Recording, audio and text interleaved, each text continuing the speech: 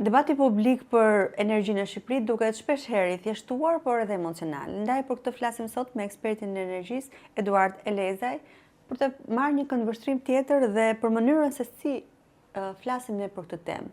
Dhe se si ju duket juve kur ne flasim për këtë temë. Atëherë përshëndetje, faleminderit për ftesën.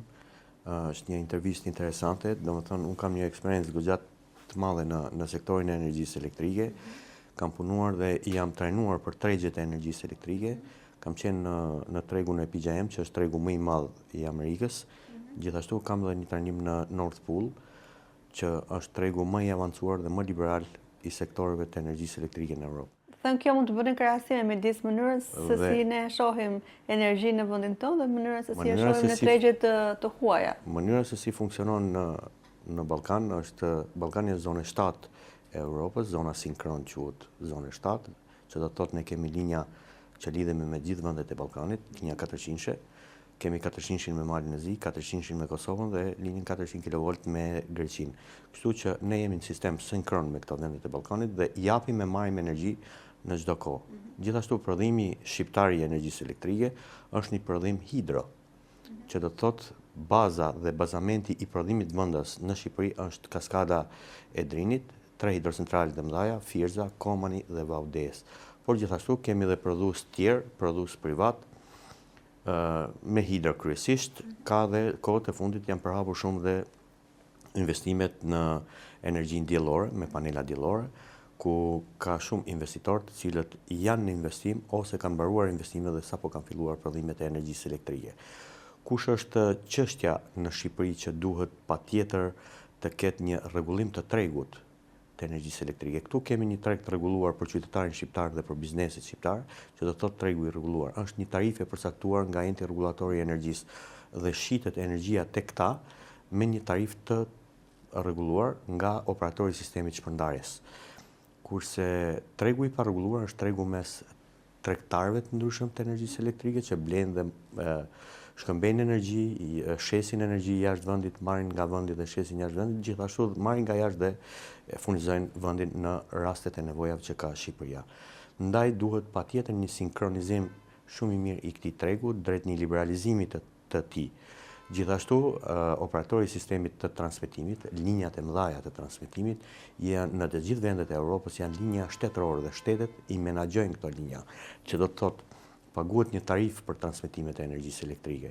Shqipëria sot që po flasim ka kapacitete transmetuese, sepse ne po flasim për të paktën 1200 kV që kemi kapacitete, 400 Malizi, 400 Greqia dhe 400 me Kosovën, por gjithashtu kemi edhe dy linja 220 që janë po me Malinezi dhe me Kosovën. Ndaj kapacitetet aktuale, ka dhe linja të tjera, është edhe një linje vogël me Greqinë, përsëri 150 kV që është, që ka qenë linje e vjetër, por gjithsesi edhe ajo është funksionale. Kështu që Shqipëria për të marrë dhe për të dhënë energji, i ka mundësitë, i ka gjitha kapacitetet që të ketë një ndërlidhje. Problemi nuk shtrohet tek pjesa a ka energji Shqipëria apo ne jemi importues ose eksportues të energjisë. Problemi shtrohet se me çfarë tarifash ne blem dhe me çfarë tarifash shesim energji. Si funksionon ky treg, sa i mirë menaxhuar është ky treg në Shqipëri. Dhe kam dëgjuar shumë që flasin në lidhje me emetimet e CO2-shit, të karbonit në atmosferë, është në bazë të direktivat të Bashkimit Evropian. Shqipëria nuk preket nga kjo. Nuk është se u bën një investim dhe është energji e rinovueshme dhe përfiton konsumatori shqiptar. As biznesi shqiptar nuk përfiton.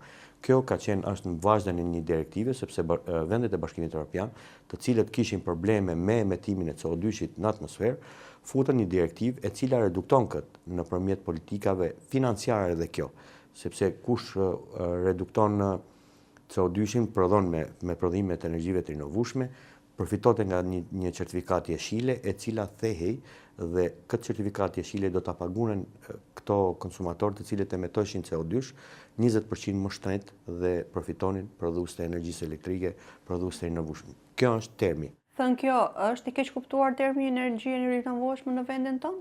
Në vendin tonë abuzohet me këtë term energjia e rinovueshme. Shqipëria nuk ka nevojë, nuk ka domosdoshmëri, se nevoja për prodhim energjie ka, po domosdoshmëri që tjetë apo jo e rinovueshme për momentin, sepse ne nuk kemi asnjë kilovat nuk prodhohet nga prodhues të cilët emitojnë CO2 në atmosferë. Do të thonë që ne jemi 100% energji e rinovueshme. De facto ne kemi 100% energji të rinovueshme. De facto ne kemi 100% energji e cila prodhohet nga burime të rinovueshme. Kështu që Shqipëria ka nevojë për duke parë gjithë sistemin e transmetimit, Shqipëria ka nevojë për një energji e cila duhet të jetë bazike, sepse energjitë e rinovueshme të prodhuar nga burime të rinovueshme janë energji që nuk janë alternative, që do të thotë nuk prodhojnë vi. Në rast se ti të kërkon sistemi të kesh 100 megawatt, prodhimi nga hidrot nuk është në kohë 100 megawatt gjatë gjithë kohës, por është variabël dhe ndryshon. Kështu që Shqipëria ka nevojë për energji variabël, që do të thotë energjinë nëpërmjet termocentraleve. Gjithashtu duhen parë edhe mundësitë e një tregu të përbashkët, të paktën në prodhimin e energjisë fillimisht me Kosovën, meqense jemi komplementar, që do të thotë ne kemi hidro ato kanë termo, duhet parë në aspektin e kësaj që të menaxhohet më mirë prodhimi hidro me termocentrale, duke kursyer natën ujë në basenet e liçeneve, duke marrë energji nga Kosova natën me çmime të favorshme dhe duke e ndihmuar Kosovën ditën kur ajo ka nevojë në lidhje me realizimin e pikut që E çfarë e pengon këtë bashkëpunim? Çfarë mund ta pengojë? Janë vetëm thjesht interesat ekonomike dhe interesat e tregtarëve të ndryshëm të energjisë elektrike që funksionojnë në treg, të cilët operojnë me tarifa ndoshta edhe më të larta, vetëm që këto tregje mos të funksionojnë në marrëveshje bilaterale. Duke parë interesin financiar, normalisht që vendet largohen nga pjesa e marrëveshjeve dhe shikojnë secili financat dhe të mirat financiare që mund të ketë secili vend. Është e rrezikshme ta shikojmë energjinë vetëm si teknologji dhe jo si sistem? Duhet shihet sepse energjia ka edhe emetime politike, energjia është edhe politikisht, ka benefite, ka emetime politike, financiare gjithashtu është, po dhe sociale, sepse pa energji ne nuk funksionojmë, dot. Energjia duhet parë në kompleksitetin e gjithë gjërave të një shoqërie dhe të një vendi. Ndaj them që energjia duhet shihet si tërësi e saj. Dhe rrezikshmëria e qenurit pa energji është një rrezikshmëri shumë e lartë për këto arsye që unë përmenda. Nëse do të shpjegonim në një, po themi, grup njerëzish të cilët nuk kanë, ose për popullatën e thjeshtë, që nuk kanë një informim teknik, njësoj si ju apo të tjerë të kësaj fushë, si hyn energjia e ujit dhe e erës në sistemin energjetik në Shqipëri? E thënë kjo në mënyrë të thjeshtuar. Atëherë, energjitë prodhohen nga uji dhe nga era dhe gjithashtu dhe nga dielli. Shqipëria është një vend i cili Zoti e ka fal gjeografikisht që t'i ketë mundësitë e 3 lloj prodhimeve, të cilët janë burime të rinovueshme, sepse vijnë nga era, vjen nga dielli, vjen edhe nga uji. Këto kanë një problematik në futje në sistem për shkak të një prodhimi jo stabil, por kanë një prodhim variabël, i cili ndryshon mbas të kushteve atmosferike. Për shembull, ke thatësirë, duhet prodhohet më pak nëpërmjet këtyre hidrocentraleve, ke jo diell të fuqishëm, normalisht që panelet diellore do të prodhojnë më pak, ose ke një ditë më të shkurtër dhe prodhojnë vetëm për pjesën e ditës dhe natën, ata nuk prodhojnë energji.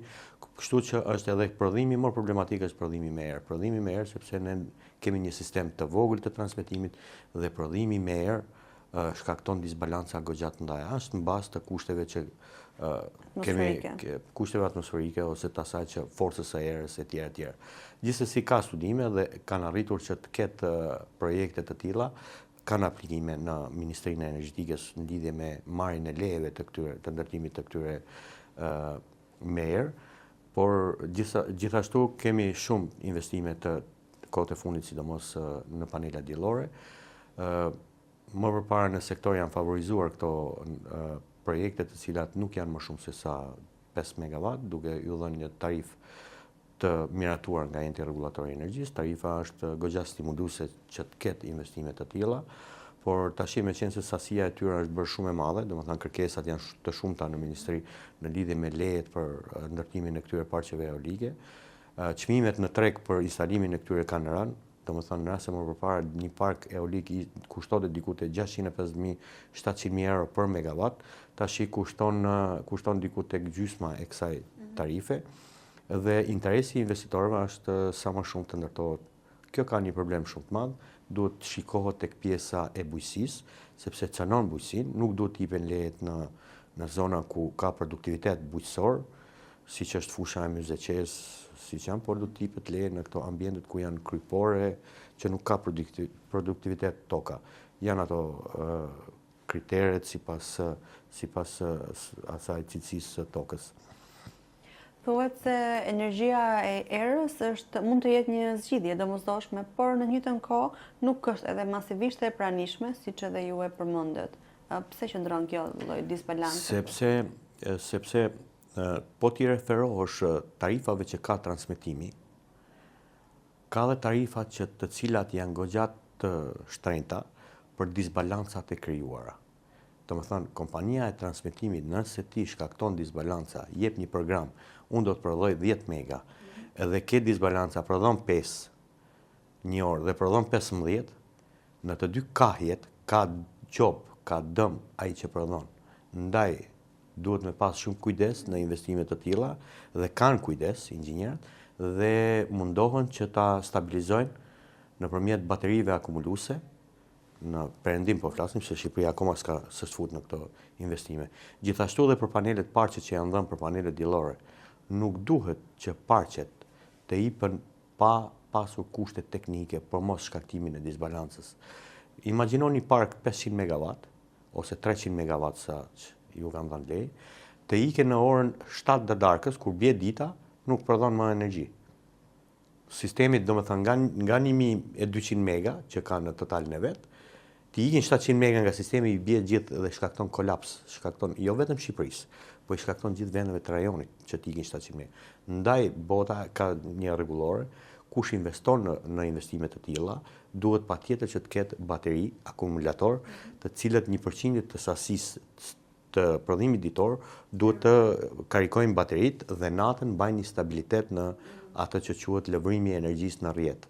Ndaj, kjo zgjidhja kur kushtet natyrore nuk janë kjo zgjidhje teknike, përveç se kur dielli perëndon kjo zgjidhje teknike dhe duhet patjetër Ministria e Energjetikës të kërkojë jo të jap leje pa kufi, po të kërkojë standarde për dhënien e këtyre lejeve dhe duhet patjetër që të kenë sistem akumulues të energjisë për mos të shkaktuar disbalanca dhe mos shkaktuar probleme tjera të sektorit të energjisë. Dhe disbalancat në sistemin e transmetimit janë disbalancat që nuk i kushtojnë vetëm atij që prodhon energji, po këto disbalanca i kushtojnë shumë edhe konsumatorit shqiptar, biznesit dhe qytetarit shqiptar, sepse kompania e transmetimit është një kompani që është kompani shtetërore dhe paguhet nga qytetari shqiptar dhe nga biznesi shqiptar. Kështu që i gjithë biznesi i saj është një biznes që menaxhohet nga shteti, por fluksi i paras vjen nga qytetari shqiptar dhe nga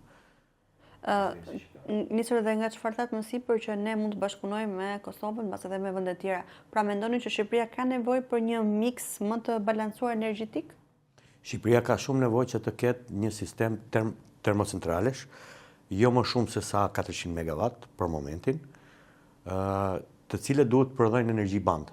Dhe energjia hidro duhet të ruhet dhe duhet të shitet në treg si energji për disbalancat që krijohen në sistemet e transmetimit, sepse tarifat në kohën e disbalancave janë tarifa shumë të mira, të favorshme, janë tarifa double me sasitë e energjisë që shet, dhe gjithashtu duhet të shifet edhe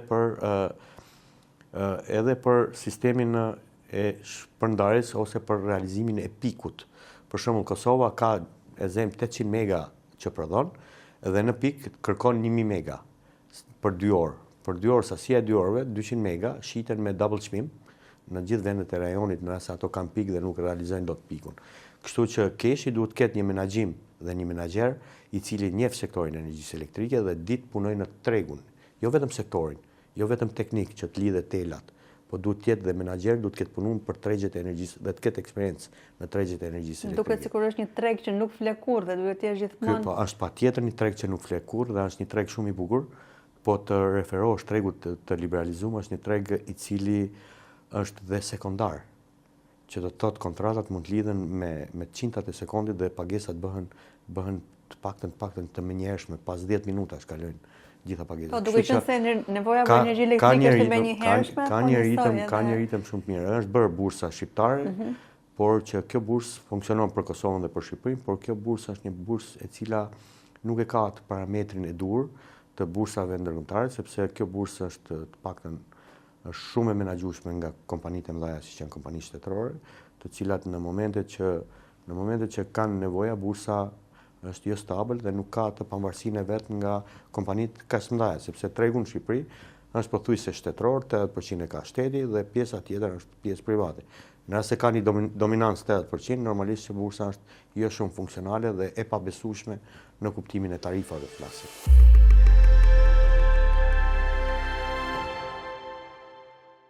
Nëse do të ishte në një kopësht fëmijësh apo në një parashkollor ose në një shkollë fillore, si mund t'ia shpjegoni fëmijën faktin që energjia është si uji në rubinet që sa herë hapim ka ujë apo ndonjëherë edhe duhet të presim? Në Shqipëri ka ndodhur që kur hap, ka ndodhur dhe me ujin, kur hap qezmen nuk ka ujë, por ka ndodhur edhe me energjinë elektrike që ka pas ndërprerje të energjisë elektrike. Shkaku fillimisht ka qenë rrjetet shumë të amortizume dhe mos investimi në rrjetet e shpërndarjes sidomos kryesisht dhe përsëri ka problematik Shqipëria në lidhje me këtë, por energjia nuk mungon, sepse ne jemi, ashtu siç e thash edhe më përpara, ne jemi vend sinkron me gjithë vendet e Ballkanit dhe ne futemi dhe marrim energji dhe nga pjesa qendrore e Europës dhe nga, domethënë futen në Ballkan flukset e energjisë elektrike sepse janë të lidhura vendet në mënyrë të tillë. Por ideja është që mënyra se si funksionon, mënyra se si menaxhohet, mënyra se si mirë mbahen rrjetet e kryesisht shpërndarjes. Ndaj fëmijëve të kopshtit do t'u them që të mësojnë për energjinë. Sepse është pjesa më e bukur e prallës nëse ne hapim qelsin dhe nuk ka energji. Domethënë kam qenë në shumë vende dhe ka pas probleme, defekte të tilla, të rralla, por ka pas. Dhe ishte gëzim i madh për fëmijët në Amerikë, më ka ndodhur kjo, kur shtyp qelsin dhe nuk i vishin dritat. Ka qenë një problematikë. Paska qenë e kundërta me fëmijët gëzonin, kurse ne në kohën në periudhat e tranzicionit që kemi kaluar, ne kemi pas mungesa edhe me orare energji. Sot po flitet Kosova që do të kalojë me orare, shkaku nuk është se s'ka energji, por shkaku është tarifat e energjisë elektrike. Ajo nuk mund ta përballojë financiarisht blerjen e energjisë nga vendet e Ballkanit, ndaj flitet për orare vetëm për prodhimin që mund të prodhojë momentalisht. Gjithashtu, Shqipëria, meqense ka një marrëveshje, duhet të jetë në krah të vështirësive që ka edhe Kosova, sepse nesër pas nesër edhe Shqipërisë mund t'i ndodhë diçka e tillë dhe mund të ketë nevojë shumë edhe për Kosovën dhe për vendet e reja. Që të mos kemi pra 3-24 orë. Ndaj duhet që të heshtin tregtarët e energjisë elektrike, mos të mundohen që të përfitojnë maksimale në këto vështirësi që kanë për momentin Kosova dhe Malizi, me çfarë diun. Kështu që duhet të shifet logjika, jo vetëm logjika e përfitimit maksimal se e gjeta në vështirësi, por duhet shifet edhe logjika e mundësisë për furnizim të çdo vendi.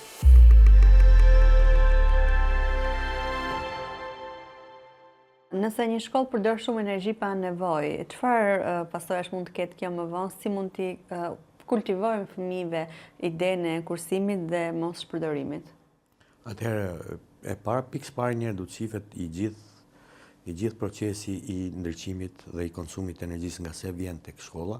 Ata duhet shifen dhe duhet merren me masat që të jenë gjitha në konsumin minimal, që do të thotë duhet të jenë LED ndriçimi, duhet të jenë mjete të cilat pajisje të cilat nuk kanë një konsum të lartë të energjisë elektrike dhe kjo do të ndihmonte financiarisht atë institucion, qoftë shkollë, qoftë kopsht, etj. Dhe pjesa e edukimit të mos përdorimit të energjisë në momente kur nuk ju duhet, është një pjesë e edukimit që duhet të fillojë nga kopshtet, nga shkollat, dhe çdo qytetar shqiptar duhet të jetë i ndërgjegjshëm që energjia elektrike ka një kosto dhe kostoja e saj është goxha e lartë në lidhje me atë çfarë përfiton qytetari ose çfarë merr qytetari.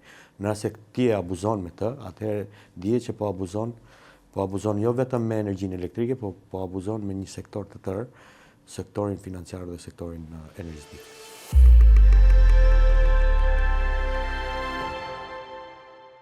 Thënë kjo mund të jenë këto dhe disa për ndryshimeve që ju do mund të jepni si sugjerime për të ndryshuar në një shkollë apo institucione të tjera në vend. Do të futet kulturë në çdo institucion. Në kopshte duhet bëhet si mësim promotion që kanë, por në shkolla duhet të futet patjetër një lëndë e cila duhet të jetë si tip lëndë edukative në kuptimin e kësaj që çdo abuzim me energjinë elektrike, qoftë edhe me ujin, por edhe me energjinë, kryesisht me energjinë elektrike, është një abuzim i cili do të shkakton probleme në sektorin e energjisë elektrike, gjithashtu i jep një ngarkesë shumë të madhe financiare i gjithë sektorit.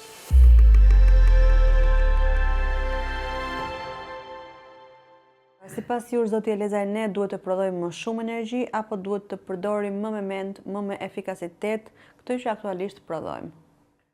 Atëherë, nga ana e biznesit në sektorin e energjisë elektrike, çdo biznes don që të shes sa më shumë. Por duke pas që ne kemi një treg i cili ka një kosto goxha të lartë dhe qytetari nuk i ka atë mundësi, qoftë edhe biznesi, atëherë është më mirë që të kemi edhe një efikasitet, e gërshëtuar kjo me efikasitetin. Që do të thotë, nëse ti ke një biznes, normalisht që do të mundohesh që të shikosh një konsum të energjisë më të vogël, sepse profitimet janë më të mëdha tek biznesi që ke. Po nëse ti konsumon shumë energji, atëherë do të bjerë fitimi jot, sepse ti do të paguash kostot e energjisë.